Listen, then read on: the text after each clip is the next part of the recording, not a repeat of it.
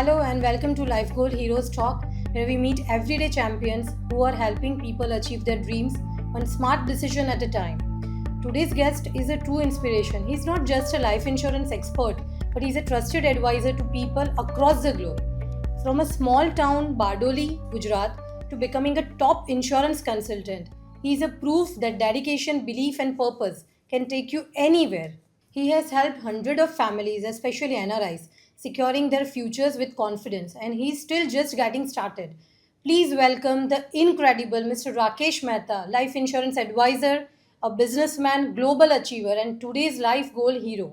Welcome, Mr. Rakesh Mehta. Thank you for joining us. Thank you ma'am. Mister Mehta, कुछ अपने बारे में बताइए। मैम मैं बारडोली से आता हूँ और वो सूरत के नज़दीक है। और मेरे फैमिली में मदर और मेरी वाइफ और दो बेटियां हैं। और लास्ट 40 इयर्स से बारडोली में हमारा रेडीमेड गारमेंट का बिज़नेस है जो मेरे फादर के वक्त से है और अभी वो मैं हैंडल करता हूँ। और मेरा एजुकेशन बीकॉम है जो मैंने बारडोली कॉलेज से ही किया है। मिस्टर मेहता, आप एक गारमेंट शोरूम भी रन करते हैं।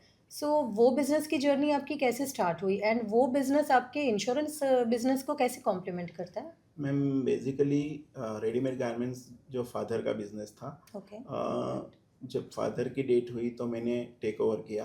और जो रेडीमेड गारमेंट्स में भी सेलिंग का जो स्किल होना चाहिए वो मुझे पहले से ही था।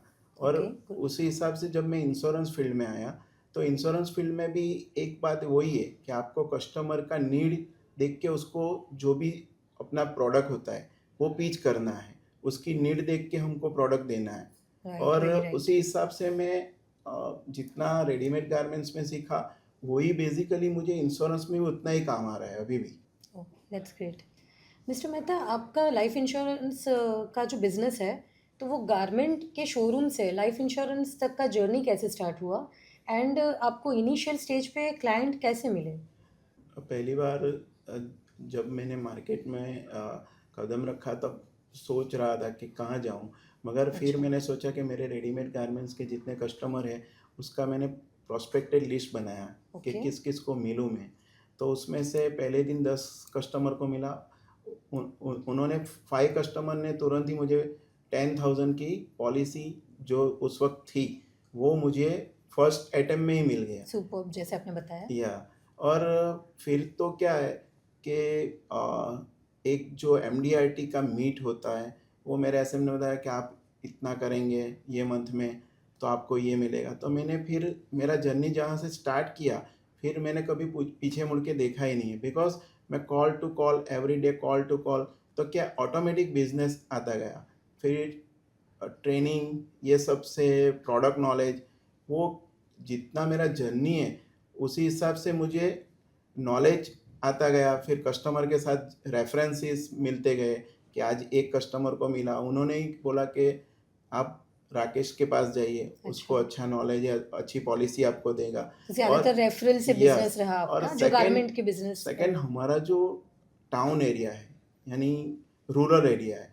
रूरल एरिया में क्या होता है कि आप किसी के पास भी जाओ तो वो वही बोलेगा आपको कि इसके पास भी पॉलिसी नहीं है, आप इसके पास भी सही जाओ। है। यानी रेफरेंसेस मुझे मिलते गए। राकेश जी, आप एक ट्रेडिशनल फैमिली से बिलोंग करते हैं, business family.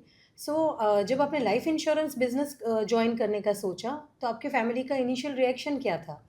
Ma'am initially reaction तो कुछ भी नहीं। उस वक्त मेरे फादर भी थे तो उन्होंने बोला गो टू अहेड, आपको जो पसंद है अच्छा। यानी आपको जो फील्ड में जाना है वो जा सकते हैं। तो उनका फुल सपोर्ट था। हाँ, फुल सपोर्ट था। मेरी फैमिली में मेरी वाइफ का फुल सपोर्ट था कि भाई बिजनेस तो करना ही चाहिए। और नेचुरली हम तो बनिए हैं तो सही बनिए है का सर। तो बिजनेस कोई भी बिजनेस में वो चल सकते हैं। सकते हैं। सही है। इसीलिए मैंने जब भी आप कुछ नया बिजनेस करते हैं तो पहले सोचने का वक्त ही नहीं मिलता है। बिकॉज आपने ज्वाइन कर लिया और आपको एक एक सफलता की सीढ़ी पे आप चढ़े तो आपको दूसरी सफलता की सीढ़ी ऑटोमेटिक चढ़ते जाएंगे। और मेरी सोच भी वही थी कि मैंने जो लिया है यानी मेरा जो कमिटमेंट है, सपोज दैट मैंने इंश्योरेंस का लाइसेंस लिया तो मुझे मेरा कमिटमेंट याद था कि मैंने जो एग्ज़ाम पास किया है मुझे कुछ करके दिखाना है। और जब भी लोग बोलते थे कि मैं एमडीआईटी बनूंगा, एमडीआईटी बनूंगा, तो उस वक्त मुझे मालूम नहीं था कि एमडीआईटी कि क्या क्या होता चीज़ है। है। मगर जब मैंने फील किया, जब मैं एमडीआईटी बना, तो तब जाके मुझे मालूम पड़ा कि इंश्योरेंस फील्ड सबसे बेस्ट है। सही है। मिस्टर मेहता, आपका मोस्टली जो क्लाइंट बेस है वो एनआरआई है, तो आपको याद है कि आपका फर्स्ट एनआरआई क्लाइंट कौन थे और वो सेल कैसे हुआ था? यस, वो याद भी है। और मैंने जो पहली एनआरआई जो पॉलिसी बेची थी 2009 में। ओहो, ओके। ओके, 2007 से 2009 तक तो मैं लोकली बिजनेस कर रहा था, मगर 2009 में एक एनआरआई के साथ कांटेक्ट हुआ और उन्होंने सिर्फ 25,000 की पॉलिसी लिया था, अच्छा। ओनली 25,000। आज रिसेंटली वो कस्टमर 1 CR मुझे दे रहा है। Oh wow sir, okay, that's great. So यानी कंसिस्टेंट है वो क्लाइंट कंसिस्टेंट। आपके साथ। और उनके साथ आज जो रिलेशन है वो भी आज समझिए ना कि 12-15 साल का रिलेशन है।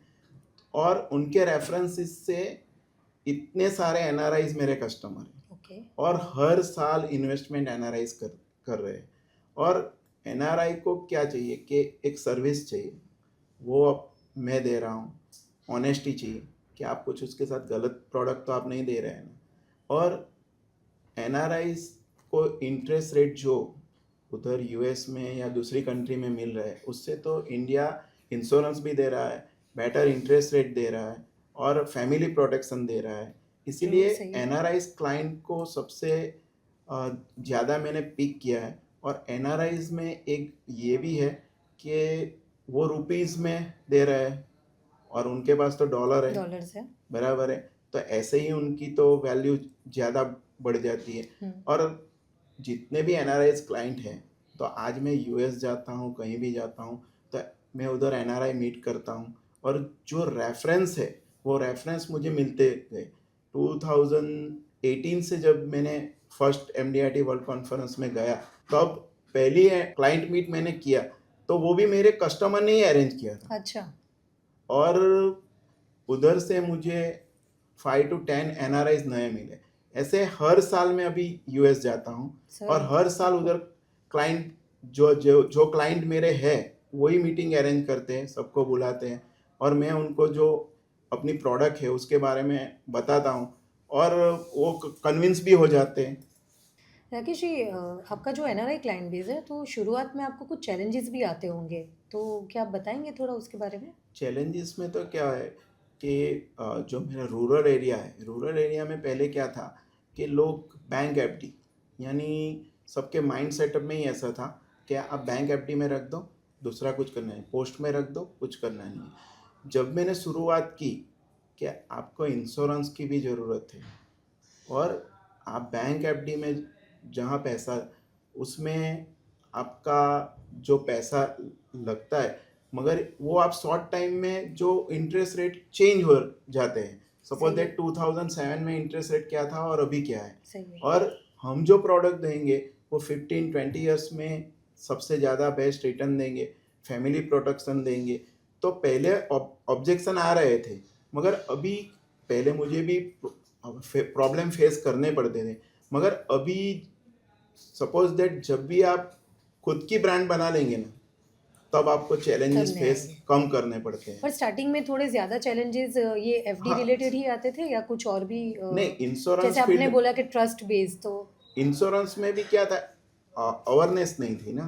ट्रू, सही है। इंश्योरेंस पहले इंश्योरेंस किसी को नीड ही नहीं थी।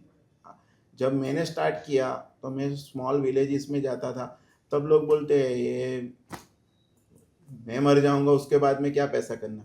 मगर मैंने उनको समझाया कि आपको भी पैसा मिलेगा। सपोज दैट मैं जिंदा हूँ तो ऐसा तो नहीं कि मुझे पैसा नहीं मिलेगा। वो हम में कहावत है ना कि यस, जो यूज़ किया वही अपना है, तो हाँ। वही और अभी लोग जो पहले चैलेंजेस थी वो अब कम है, मगर चैलेंजेस तो हर बिजनेस में है ही है है, ही। बिकॉज चैलेंजेस के बिना तो बिजनेस ही नहीं कर सकेंगे। सही है। मगर जो अपना विजन होना चाहिए, नीड जो क्रिएट करनी चाहिए, कस्टमर की भी कभी नीड नहीं होती है कुछ चीज़ की, मगर हमको नीड उसकी क्रिएट करनी पड़ती है और वो मैंने किया।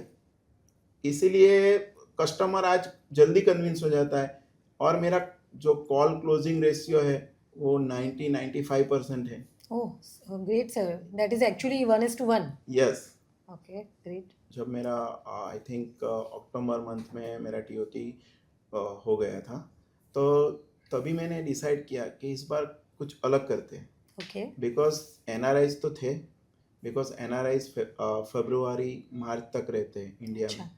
तो मैंने एक पूरा एनआरआईज का प्रोस्पेक्टेड लिस्ट निकाला, तो मैंने देखा कि इतने एचएनआईज क्लाइंट मेरे पास अभी भी है लिस्ट में। तो मैंने जब मैं उनको मिला, उनको कन्विंस किया, तब बड़े बड़े प्रीमियम मैंने कलेक्ट किए। Okay. यानी good. उसी टाइम मैंने सोच लिया था कि मार्च 31 नहीं आने देना चाहिए। मार्च 31 से पहले टीओटी का टैग, और इंडिया फर्स्ट टीओटी, मुझे मेरी सोच ही ऐसी थी कि मुझे इस बार इंडिया में फर्स्ट टीओटी कंप्लीट करना है। Super. और जब आप गोल सेट कर लेते हैं, तो वो शाहरुख खान जो डायलॉग बोलते हैं कि कायनात भी आपके साथ होती है, साथ होती है. तो बस वही हिसाब से मैंने इस बार गोल सेट किया था कि मुझे टॉप ऑफ द टेबल कोई भी सब 31 मार्च से पहले करना है। तो और आपने वो इसके लिए मैं पूरा फोकस था कि एक भी कस्टमर छूटना नहीं चाहिए, not a single customer. that's वो समझो कि भाई कस्टमर आज शादी में गया है, कल बुलाता है, परसों बुलाता है, रात को 10 बजे बुलाता है। मैं मैडम सही में बताऊँ, 2 मंथ्स में रात को भी 11-12 बजे तक काम कर रहा था, बिकॉज कस्टमर जब भी बुलाते थे मैं जाता था, और कॉल बड़े होते थे तो उसमें टाइम भी लगता था। तो उसमें क्या, आपकी सोच मेन, सोच. बिकॉज आपकी जब सोच होती है ना कि मुझे कुछ करना है, तो वो करके ही रहेंगे, करके ही रहेंगे और एफर्टलेसली काम करना Yes. पड़ता है, एज यू सेड. बिकॉज कभी भी आपकी जो सोच होनी है वो बड़ी होनी चाहिए। होनी चाहिए. बराबर है। राकेश जी, जैसे आपने बताया कि टीओटी आपने 90 डेज में जो अभी किया, और ज़्यादातर एनआरआई, एवरी एनआरआई को आपने टैग किया है, तो उनकी रिक्वायरमेंट्स क्या होती है बेसिक के? वो जो भी इन्वेस्टमेंट करते हैं, तो आप उनको फाइनेंशियल प्लानिंग में अपना जो प्रोडक्ट है वो सबसे बेस्ट फिट कैसे करवाते हैं? मेन तो क्या है, जब भी एनआरआईज को मिलते हैं तो जो एज के हिसाब से उनको कोई भी प्लान मैं सजेस्ट करता हूँ। यानी अभी सपोज दैट 50 to 60 जो एज है, उसमें पेंशन प्लान वो लोग ज़्यादा लेते हैं कि भाई Okay. इंडिया में हर साल आएंगे, कुछ ट्रैवल करेंगे, कुछ डोनेशन करेंगे। आज एनआरआईज का थॉट्स सबके अलग अलग होते सही हैं। है. कोई बोलता है मुझे ये जो मैच्योरिटी आएगी मैं पूरा डोनेट कर दूंगी, कोई बोलता है भाई मेरे किड्स के लिए जो प्लान है वो मुझे दीजिए। यानी सबकी नीड के हिसाब से ही मैंने एनआरआईज को पिच किया। और सेकंड, जो यूलिप प्लान है वो उनको सबसे बेस्ट ऑप्शन है, बिकॉज कि जो हमारा जो कंपनी का जो आगे का जो रिटर्न्स है, वो आगे भी उन्होंने जो प्लान्स लिए थे उसमें अच्छा रिटर्न्स मिला। सेकंड, जो भी आप उनको समझाएंगे और नीड के हिसाब से मैं जब भी सेल करूँगा, तो उनके माइंड सेटअप में वो चीज़ आने वाली है कि भाई मुझे ये चाहिए और मुझे यही मिला। सही अभी है. मुझे मैं और कस्टमर का क्या देखता हूँ, उनका एज मेन देखता हूँ ओके. कि मैं आज उस हिसाब से आप नीड बेस्ड Yes. एनालिसिस करते हैं. कि उनको उनके जो डॉटर्स होते हैं, सन होते हैं, उनको मैं ट्रेडिशनल प्रोडक्ट देता हूँ कि हर साल उसको एवरी ईयर आज से लेके 100 ईयर्स तक पैसा आता रहेगा इंडिया में। ओके. बराबर है। और एनआरआईज की मेन तो प्रॉब्लम है कि आज जो यूएस है, कोई भी कंट्रीज है, इंडिया से तो इंटरेस्ट रेट कम ही है। सही है. बराबर है। ट्रू. और आज डॉलर और रुपीस का कन्वर्टेबल भी है, तो आज एनआरआई सोचता है कि मैं उधर पैसा लगाऊं या इधर लगाऊं। और मैं उनको बोलता हूं ऐसा नहीं है, बिकॉज आज जो कंट्री में आप रहते हैं उधर भी आपका इन्वेस्टमेंट होना चाहिए। बराबर है। बिकॉज आप यहाँ से है तो आपका यहाँ भी होना चाहिए, उधर तो होता ही है। और ज़्यादातर एनआरआईज को मैंने देखा है, तब उनको प्रॉपर सजेशन देते हैं कि यहाँ Yes. पे भी इन्वेस्टमेंट, और वहाँ पे भी जैसे. एनआरआईज जो यूएस में कि पूरी जो वर्ल्ड की जितनी भी कंट्री है, वहाँ वो ज़्यादातर टर्म ही लेते हैं। अच्छा. बराबर है। इन्वेस्टमेंट प्लान उनका होता ही नहीं है, ओके. बिकॉज प्रीमियम, यहाँ का जो प्रीमियम होता है और वहाँ का प्रीमियम बहुत डिफरेंट होता है, क्योंकि दोनों प्रोडक्ट अलग अलग है, डिफरेंट है। डिफरेंट है, कंट्री अलग अलग है। मिस्टर मेहता, एनआरआईज इंडिया के लाइफ इंश्योरेंस प्लान क्यों चूज करते हैं और उनकी क्या रिक्वायरमेंट्स होती है? जनरली मैं उनके साथ जब भी डिस्कशन करता हूँ तो उनका सबका एनआरआईज का यही कहना है कि उधर इंटरेस्ट रेट पहले तो कम है, सही है। सेकंड जितनी भी पॉलिसी है, जितनी भी जो इंश्योरेंस कंपनी है उधर होल लाइफ पॉलिसी देती है। ओके। और होल लाइफ में क्या होता है कि आप 85 तक सपोज दैट लाइव है तो आपको पैसा नहीं मिलेगा वापस। अच्छा। और टर्म है वो दो ही प्रोडक्ट है, यहाँ मल्टीपल प्रोडक्ट है अपने पास। ओके। और यहाँ की जो भी प्रोडक्ट अपनी इंश्योरेंस कंपनी की है उसमें आपको बचत और सुरक्षा यानी जो मोटो होता है इंश्योरेंस कंपनी का वो दोनों मिल रहे हैं। दोनों ही मिल जाते हैं उसको। और इंडिया में इन्वेस्टमेंट का ये भी एक है कि भाई आज मेरा पैसा इधर सुरक्षित है। Safe. सपोज दैट आज जो वर्ल्ड वाइड जो भी हो रहा है, सपोज दैट कुछ ना कुछ हो जाता है, हमको इंडिया आना पड़ता है, तो अभी मेरा सेविंग्स इधर है। सही। यानी थॉट्स एनआरआईज की अलग अलग होती है, मगर ऐसी थॉट भी रखते हैं लोग कि मुझे इंडिया में तो करना ही करना है। मिस्टर मेहता, एनआरआईज के अलग अलग ऑब्जेक्शंस होते होंगे, तो आप वो ऑब्जेक्शंस को कैसे हैंडल करते हैं? मैडम एनआरआईज के ऑब्जेक्शन में तो यही होता है कि सपोज दैट जो प्रोडक्ट हम पिच करते हैं उनके बारे में एग्जैक्टली एनआरआईज गूगल पे भी सर्च कर लेते हैं। सही है, अपने से true. ज़्यादा पहले तो वो गूगल पे सर्च करते हैं, कंपनी का फंडामेंटल कितना स्ट्रांग है, सब कुछ चेक करने के बाद हमको चेक करते हैं, यानी They insurance are more consultant को भी smarter, चेक हाँ. कर, बिकॉज क्योंकि वो उनके किड्स भी सब नॉलेजेबल है।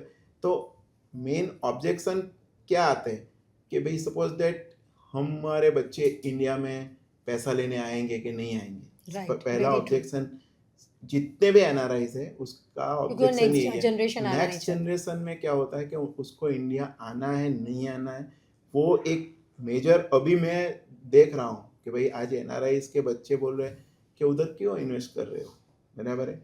मगर जब एनआरआईज के बच्चे को भी मैं मिला तो उनको मैंने समझाया, तब बोले भैया बराबर है, इंडिया में भी थोड़ा इन्वेस्टमेंट होना चाहिए। और उनको मैं इंडिया की स्टोरी सुनाता हूँ कि आज इकोनॉमी जो इंडिया की जीडीपी ग्रोथ है तो वो कन्विंस होते हैं, बिकॉज आज इंडिया में जो गवर्नमेंट है, स्टेबल गवर्नमेंट है, ये सब है, पूरा जो इकोनॉमिक्स जो हो रहा है इकोनॉमी इंडिया की आज पूरा मैंने कभी कभी ऐसा भी बोला है कि आज आपकी यूएसए की के जितनी भी बड़ी कंपनी है इंडिया में क्यों बिजनेस करने आ रही है, Very तो आप क्यों इन्वेस्टमेंट नहीं करेंगे? बिकॉज आज पूरा चेन सिस्टम इधर आ रहा है, एफडीआईज आ रही है, तो फिर आप क्यों नहीं करेंगे? जो भी हैंडलिंग है वो कभी कभी ऐसा होता है कि रिलेशन पे भी जाता है।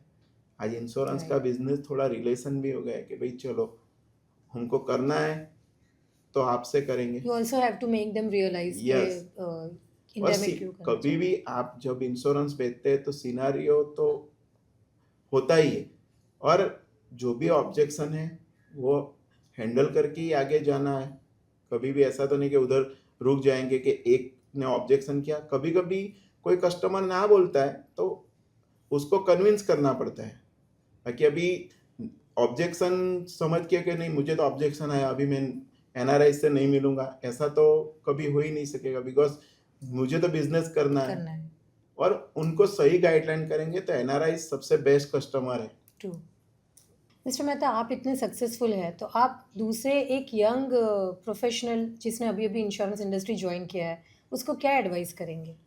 एडवाइस तो मैडम यही करूँगा कि एक तो जो भी नए बंदे जुड़ेंगे, जो भी insurance consult as a insurance consultant, तो उनको क्या होता है कि आज कुछ भी आप अर्न करना है तो पहले माइंड सेटअप और अपना गोल कि आज मैंने इंश्योरेंस का लाइसेंस लिया, तब एक सेकंड में सफलता की सीढ़ी कोई आदमी तय नहीं कर सकता है। तो मुझे यही बोलना है कि आप कंसिस्टेंसी करेंगे ना जब भी कोई काम, तो उसमें आपको सफलता मिलनी ही मिलनी है। बिकॉज मैंने इंश्योरेंस को एक प्रोफेशनल नहीं लिया, मैंने अपना खुद का पैशन बना दिया कि मुझे तो पॉलिसी करना ही करना है। दूसरा, आज जो उससे जो अर्निंग होता है, आज उसके जो चेक आते हैं, तो वो देख के भी उनको आज कोई भी ऐसा फील्ड नहीं है। सपोज दैट मेरा गारमेंट का बिजनेस है, तो मैं 3-5 करोड़ रुपया जब लगाऊंगा तब कस्टमर आएंगे, तब लेके जाएंगे। यहाँ मेरा कोई इन्वेस्टमेंट नहीं, It's a zero not investment zero business. Investment है, और मुझे रॉयल्टी इनकम मिल रही है, रॉयल्टी इनकम मिल रही है और इन्वेस्टमेंट नहीं है। तो सबसे बेस्ट ऑप्शन यही है कि आप इंश्योरेंस में कभी भी ये गलती मत करिए कि भाई कंसिस्टेंसी आज मैंने किया MDRT, मैं अगले साल नहीं करूँगा, तीसरे साल नहीं करूँगा, फिर चौथे साल करूँगा। ऐसा नहीं, जब भी आप कंसिस्टेंसी बिजनेस करेंगे आपको सफलता मिलनी तय है। You mean to say कि उनको try करना है. Yes yes. और कभी भी जब मैं भी नया था तो मुझे भी कितनी जगह पे ना थी। मैंने खुद सोचा था जहाँ ना है वहाँ हाँ है, वहाँ हाँ है. और मैंने वो सिद्ध करके दिखाया कि वो तो रेडी है, मगर वो पहली बार ना ही बोलने वाला है। आप किसी को जब तक जानेंगे नहीं, पहचानेंगे, तब तक वो ना ही बोलने वाला है।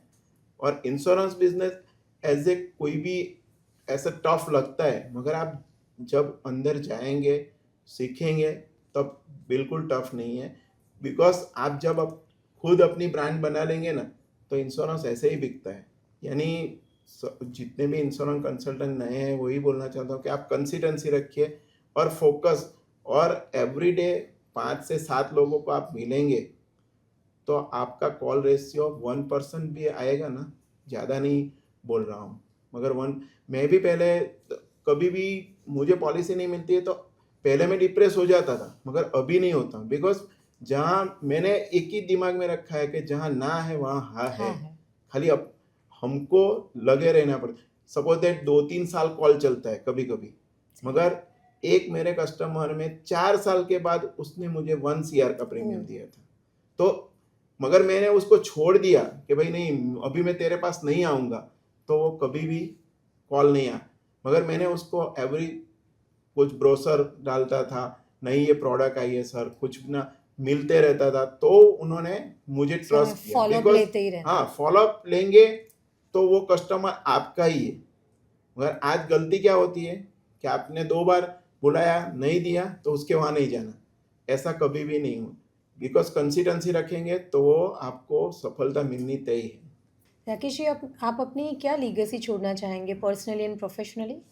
प्रोफेशनली तो मैडम मैं यही लेगेसी छोड़ना चाहूँगा कि सबसे ज़्यादा कस्टमर को उसके जो ड्रीम या गोल है वो मैं अचीव करवा सकूँ, उनके साथ जुड़ सकूँ। यही मेरी मेन लेगेसी है प्रोफेशनली, कि जितने ज़्यादा लोगों को मैं उनके जो लाइफ गोल होते हैं वो अचीव करवाऊँ। और पर्सनली तो मैं क्या बोल सकता हूँ कि पर्सनली तो इंश्योरेंस फील्ड में अपने फैमिली के लिए जो रॉयल्टी इनकम है वो लेगेसी ही है।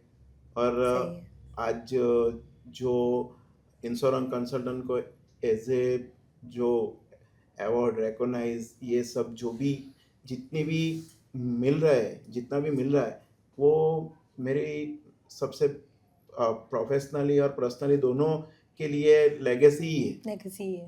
बराबर है। तो मेरा यही ड्रीम है कि सबसे ज़्यादा लोगों की लाइफ गोल में डन करवाऊँ, आपके साथ जुड़े set to life goal done. Rakesh ji, thank you for joining us today. Thank you for joining us today to learn from Mr. Rakesh Mehta's experience and insights in the financial world. समझो हो गया।